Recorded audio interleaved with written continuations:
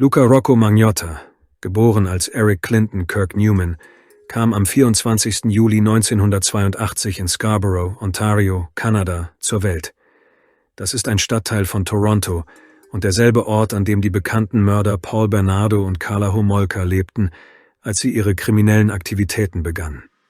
Scarborough ist als sozial belasteter Stadtteil bekannt, weshalb das Aufwachsen in dieser Gegend für viele mit Schwierigkeiten verbunden war. Lucas Eltern, Donald Newman und Anna Jorquin, hatten einige Probleme. Donald kämpfte während eines Großteils von Lucas Kindheit mit seiner psychischen Gesundheit und Anna litt unter Mesophobie und führte ein strenges Familienleben, wobei sie ihre Kinder bis 1988 hauptsächlich zu Hause unterrichtete. Außerdem sperrte sie ihre Kinder oft zu Hause ein und bestrafte sie für die kleinsten Vergehen. Eine Freundin von Luca erzählte, dass er ihr von häufigen Schlägen durch seine Mutter in seiner Kindheit und von seiner Faszination für Serienmörder, insbesondere Paul Bernardo und Karla Homolka, berichtet habe. Außerdem schrieb er unter dem Namen Wladimir Romanov Beiträge auf MySpace, in denen er erzählte, dass seine Mutter extrem manipulativ war und ihn bis zum Alter von 7 Jahren in Windeln steckte. In seinem Blog behauptete er auch, dass er von einem männlichen Verwandten missbraucht worden sei und dass er das Geld, das er als Escort verdient hatte, für luxuriöse Reisen für seine Mutter ausgegeben habe. Luca hielt sich für besser als andere und schuf sich zur eigenen Unterhaltung ein alter Ego und separate Leben. Als seine Eltern sich scheiden ließen, zog er zu seinen Großeltern Phyllis und Walter York nach Lindsay, Ontario. Dort begann Luca eine normale Highschool zu besuchen, wurde jedoch ständig von anderen Kindern gemobbt und geschlagen. Dennoch glaubte er weiterhin, dass er besser als alle anderen sei und berühmt werden würde. Im Jahr 2001 kam Luca auf der Suche nach Erfolg nach Toronto, erkannte jedoch bald, dass es schwieriger sein würde, berühmt zu werden, als er erwartet hatte. Um zu überleben, begann er als Escort und Tänzer zu arbeiten. Im Jahr 2003 spielte Luca in 2 Erwachsenenfilmen mit. Er war auf der Suche nach Geld und bereit, jeden zu betrügen. Luca brachte eine geistig behinderte Frau mit einer List dazu, mit ihm nach Hause zu gehen, wo er ihr Schmerzen zufügte und ihre Identität sowie Tausende von Dollar stahl. Im Jahr 2004 wurde er zum ersten Mal strafrechtlich verfolgt. Im Jahr 2005 erschien Luca in der Zeitschrift Fabby, die zu den größten in Toronto gehörte. Sie erschien fast 20 Jahre lang alle 2 Wochen und zeigte männliche Models. In dieser Ausgabe trat Luca unter dem Pseudonym Jimmy auf und behauptete, er komme aus Russland und wolle Polizist werden. Der Fotograf Tony Fong sagte über ihn: „Ich erinnere mich an sein dunkles Haar und daran, dass er im Vergleich zu den anderen Models von Fabby zu dieser Zeit ziemlich gut aussah. Er sagte, er habe kürzlich stark abgenommen und wolle Model werden." Zur gleichen Zeit traf sich Luca mit einer Frau namens Julie, die behauptete, er sei extrem selbstverliebt und passiv-aggressiv gewesen.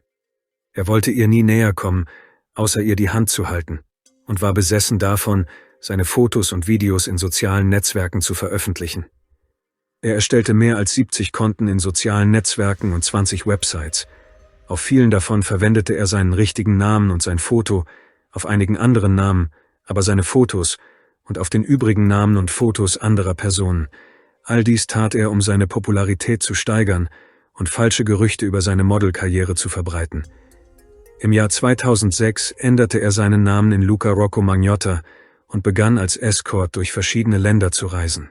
Außerdem versuchte er, an der Reality-Show Der Mann vom Cover des Senders Out TV und an der Sendung Plastik macht perfekt teilzunehmen, schaffte es aber nicht durch die Castings. Die erfolglosen Versuche machten Luca zu einer noch düstereren Version seiner selbst. Nachdem er 2009 keinen nennenswerten Ruhm erlangen konnte, begann er Videos mit deutlich düstereren Inhalten in den sozialen Medien zu veröffentlichen, darunter ein Video, in dem ein Mensch zu Tode gebissen wird, und Videos, in denen Tiere misshandelt werden. Er mag zwar nicht die Aufmerksamkeit Hollywoods auf sich gezogen haben, aber dafür die einer großen Gruppe von Tierschützern. Ende 2010 veröffentlichte er ein Video mit dem Titel »Ein Junge, 2 Kätzchen«, in dem zu sehen ist, wie Kätzchen in einer Plastiktüte stecken und ein Mann mit einem Staubsauger die Luft heraussaugt. Dieses beunruhigende Video wurde in jeder Hinsicht viral, da sich die Internetnutzer fragten, ob es echt sei oder nicht. Tierschützer gründeten in den sozialen Netzwerken eine Gruppe namens findet den Vakuum-Kätzchenmörder für die große Gerechtigkeit. Die Organisation Rescue Inc. versprach $5.000 für jeden, der weitere Informationen über den Mörder liefern konnte. In der Netflix-Dokumentarserie »Hände weg von den Kätzchen – Die Jagd auf den Internetmörder« wurden wir mit Menschen im Internet bekannt gemacht, die begonnen hatten, das Video mit den Kätzchen zu untersuchen, darunter Diana Thompson und John Green. Die Mitglieder der Gruppe im sozialen Netzwerk untersuchten das Video und versuchten herauszufinden, wo dieser Mensch lebt. Sie begannen mit dem Account, auf dem er das Video gepostet hatte, und stellten fest, dass er keine Follower hatte, aber den Trailer zum Film Catch Me If You Can geliked hatte. Außerdem fiel ihnen auf, dass im Hintergrund des Videos eine russische Fernsehserie lief. Die Mitglieder der Gruppe erkannten schnell, dass dieser Mann sie alle methodisch austrickste, um seine wahre Identität zu verbergen. Kurz darauf veröffentlichte das gefälschte Konto in der Gruppe einen Link zu einem Video, in dem derselbe Mann mit toten Kätzchen spielte. Außerdem wurden Fotos von Kätzchen im Kühlschrank und ein Bild eines Mannes mit Katzen gepostet, dessen Gesicht unscharf war. Es war klar, dass der Mann, der diesen Inhalt geteilt hatte, berühmt werden wollte. Joseph Panzarella von Rescue Inc.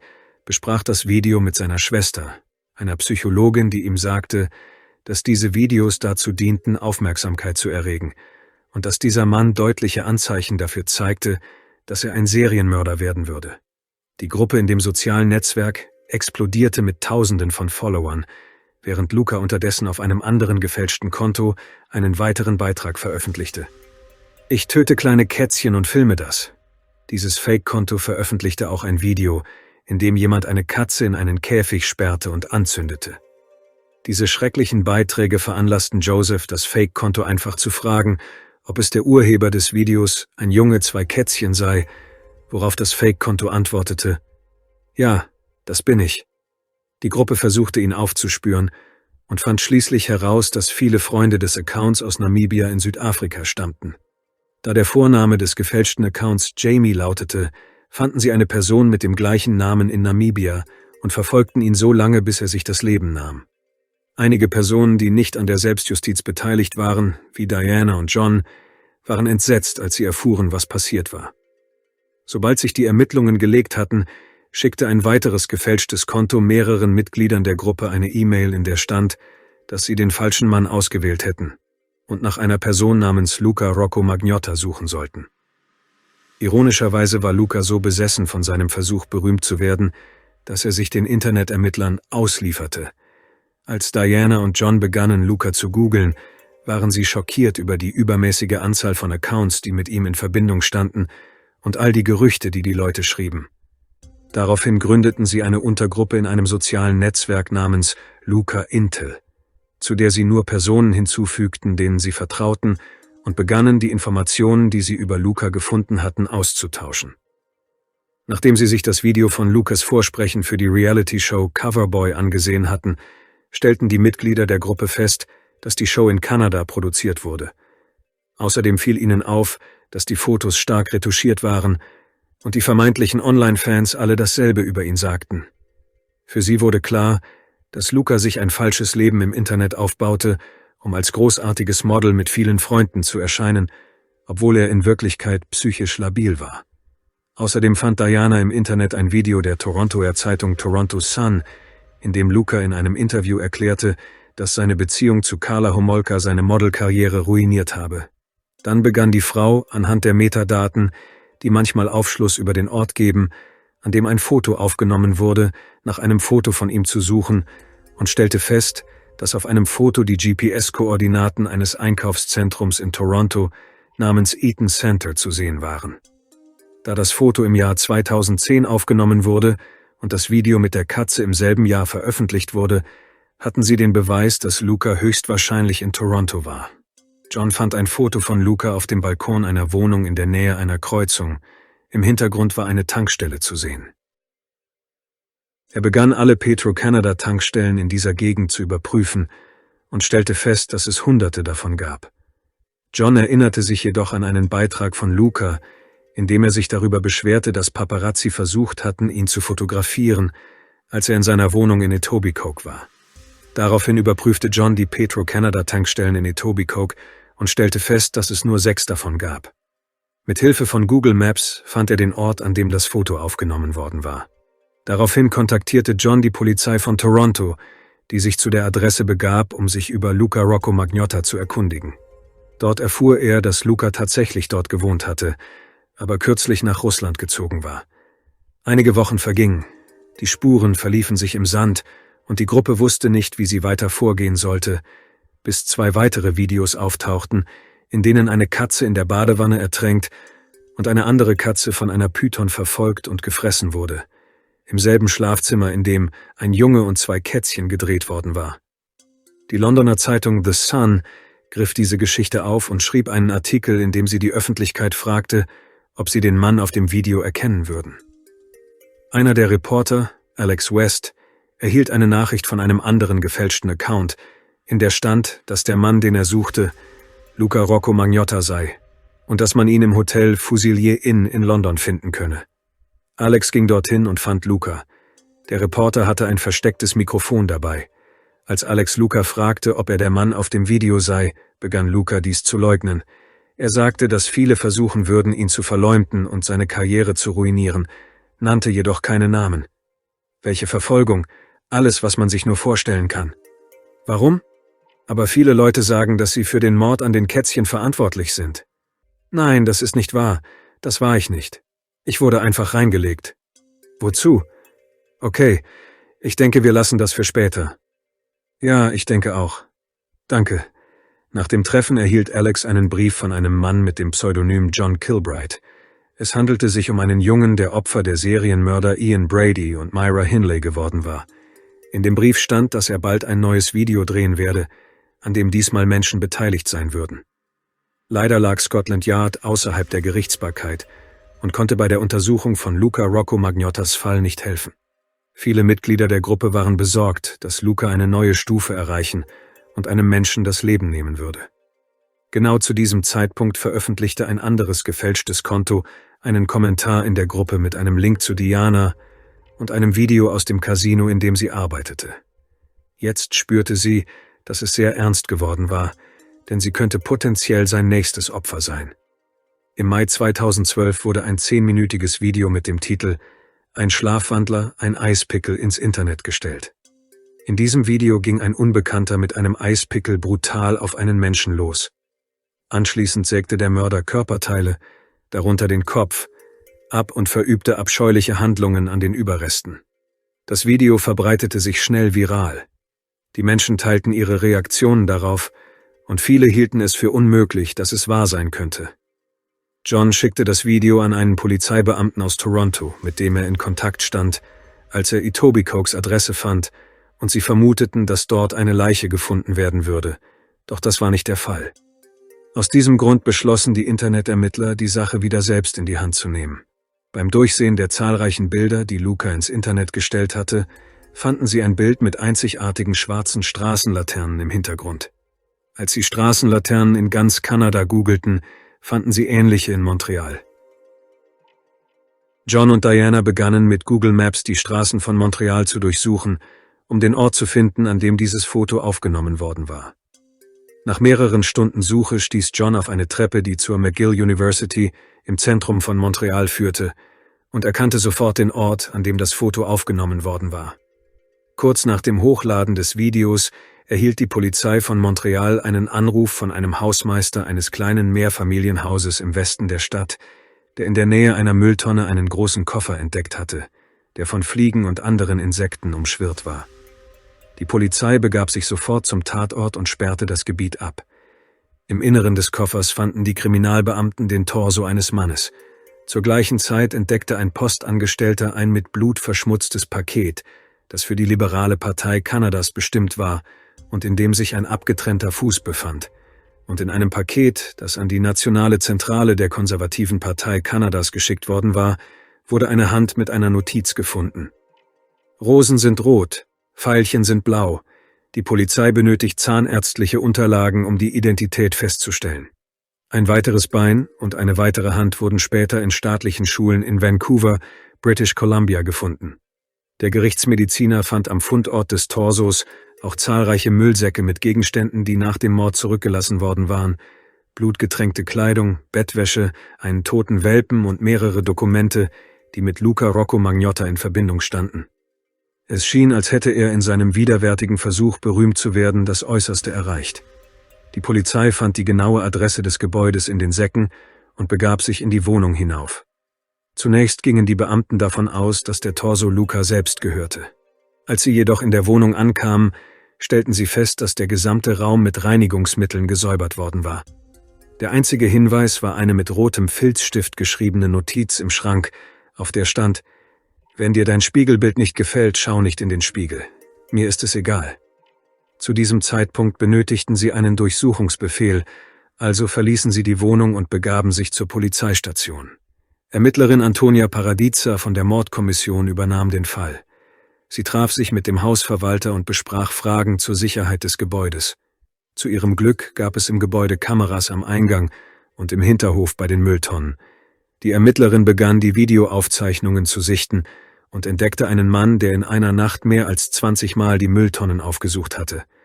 Darüber hinaus wurde das T-Shirt, das er trug, in einer Tüte gefunden. Die Ermittler identifizierten den Mann auf den Aufzeichnungen der Überwachungskameras des Wohnhauses schnell als Luca. Daraufhin wurde eine internationale Fahndung nach ihm eingeleitet. Zur gleichen Zeit, als diese Ermittlungen liefen, wurde ein Mann namens Jun Lin, auch bekannt als Justin oder Patrick Lin, von seiner Familie in der chinesischen Stadt Wuhan als vermisst gemeldet. Er war ein ausländischer Student, der an der Concordia-Universität in Montreal einen Bachelor-Abschluss in Computerwissenschaften anstrebte. Freunde beschrieben ihn als einen freundlichen, aber naiven Menschen. Am 13. Juni 2012 wurden die Leichenteile als Jun Lin identifiziert, nachdem Familienmitglieder ihre DNA zur Verfügung gestellt hatten. Sein Kopf wurde jedoch erst am 1. Juli in einem Park in Montreal gefunden. Daraufhin durchsuchten die Ermittler die Datenbank nach dem Namen Luca Rocco Magnotta und stellten fest, dass er seinen eigenen Reisepass benutzt hatte, um kurz nach der Tat das Land zu verlassen. Das Ticket war nach Paris gekauft worden. Die Ermittler nahmen Kontakt zur französischen Polizei auf und setzten die Suche nach Luca in Frankreich fort. Etwa 50 Beamte begannen mit der Suche nach dem jungen Mann. Dank der Überwachungskameras am Flughafen von Montreal wussten sie, was er trug. Daher sahen sich die Beamten in Frankreich die Aufzeichnungen vom Flughafen an und stellten fest, dass er in ein Taxi gestiegen war. Die Polizei machte den Fahrer ausfindig, der angab, den Mann an einem Hotel namens Novotel abgesetzt zu haben. Leider verbrachte Luca die Nacht nicht dort. Auf den Überwachungskameras war zu sehen, wie er am Abend mit seinem Gepäck das Hotel verließ. 3 Jahre zuvor hatte Luca einen weiteren Blogbeitrag darüber geschrieben, wie man sich vor der Polizei versteckt. Der erste Schritt: alle Kontakte zu Bekannten abbrechen. Der zweite Schritt: sein gesamtes Geld in Bargeld umtauschen. Und der dritte Schritt: sich gefälschte Ausweispapiere besorgen. Ironischerweise folgte Luca seinem eigenen Rat nicht. Die kanadische Polizei informierte die französische Polizei darüber, dass Luca seine Kreditkarte in Paris benutzt hatte.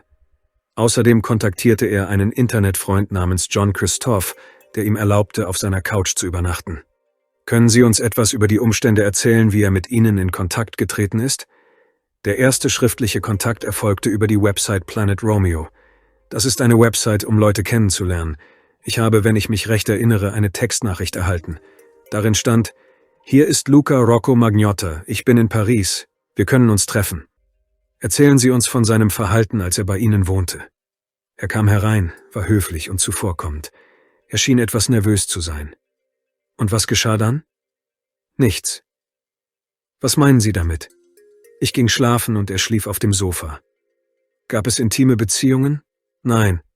Gab es körperlichen Kontakt zwischen ihnen? Nein. John Christophe wandte sich an die Polizei, nachdem er Lucas Gesicht in den Nachrichten gesehen hatte, und gab ihnen die Telefonnummer, die er benutzt hatte. Er blieb bis zum nächsten Morgen, aber als ich erfuhr, dass er gesucht wurde, dachte ich: Ist er das wirklich? Ich hatte 2 Informationen, die er mir gegeben hatte: das Hotel, in dem er übernachtet hatte, und die zweite Telefonnummer, die er benutzt hatte. Ich nehme an, dass er diese Nummer in Frankreich gekauft hat. Warum glauben Sie, dass er sie in Frankreich gekauft hat? Weil +06 die Vorwahl für Frankreich ist. Daraufhin durchsuchte die Polizei die Gegend, in der die Nummer gekauft worden war, und fand ein zwielichtiges Motel, in dem Luca unter dem Namen Kurt Trammell ein Zimmer für 8 Nächte gebucht hatte. In diesem Zimmer fanden die Beamten weggeworfene Dokumente und ein T-Shirt, in dem er auf den Überwachungskameras zu sehen war, aber Luca selbst war nicht da. Am folgenden Montagmorgen ging ein Mitarbeiter eines Internetcafés in Berlin, Deutschland, seinen Geschäften nach. Als ein Mann das Café betrat, las er interessiert die Nachrichten und erkannte schnell, dass es sich um den Schlächter von Montreal handelte, wie Luca von den Europäern genannt wurde. Der Mann zeigte ihm den Computer und tat so, als würde er das Café aufräumen, während er den Mann beobachtete. Als er hinter ihm herging, bemerkte er, dass der Mann sich den Interpol-Haftbefehl gegen Luca ansah. In diesem Moment war sich der Angestellte sicher, dass der Fleischer von Montreal direkt vor ihm saß. Er ging schnell auf die Straße und rief einen Polizisten. Bald darauf betraten 10 deutsche Polizeibeamte das Café, um den Mann zu verhaften. Ironischerweise wurde Luca gefasst, weil er so von sich selbst besessen war, dass er wissen musste, was mit seinem Fall geschah. Als er verhaftet wurde, musste das kanadische Militär eingeschaltet werden, um ihn in sein Land zurückzubringen, da keine Fluggesellschaft etwas mit ihm zu tun haben wollte. Als Luca nach Kanada zurückkehrte, begann die Polizei mit den Verhören. Der Mann gab vor, dass eine weitere Person namens Manny Lopez in die Sache verwickelt sei, die ihn zu all den schrecklichen Taten gezwungen habe, die er begangen hatte. Es gibt Beweise dafür, dass er sich einige Jahre zuvor an die Polizei in Florida gewandt und gesagt hatte, dass er von jemandem namens Manny bedroht werde, aber es folgte keine Untersuchung. In der Netflix-Dokumentarserie steht Lucas Mutter im Mittelpunkt. Sie ist überzeugt, dass ihr Sohn zu all diesen schrecklichen Taten gezwungen wurde. Viele Leute sagten, dass Lucas Grund, Katzen zu töten und dann zu Menschenmorden überzugehen, sein Verlangen nach Ruhm war. Glauben Sie, dass das wahr sein könnte? Nein, das ist das Gegenteil der Wahrheit. Das ist nicht derjenige, den Sie suchen sollten.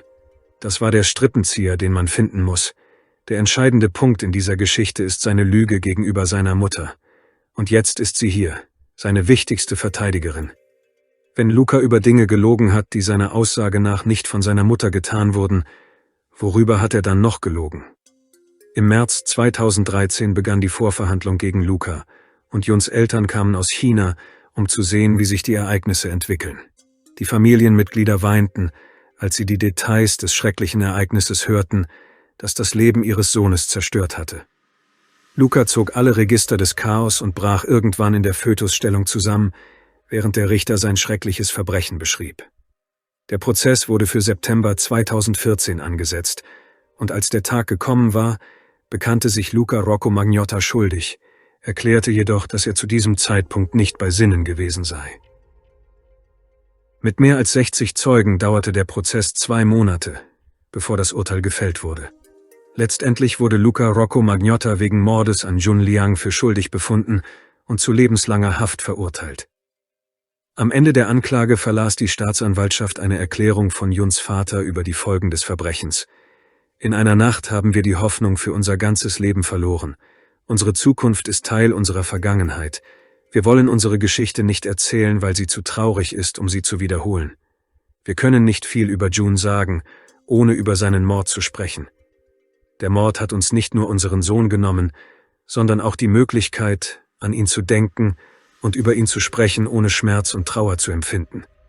Luca sagte während des Prozesses nicht aus und entschuldigte sich kein einziges Mal bei der Familie des Opfers.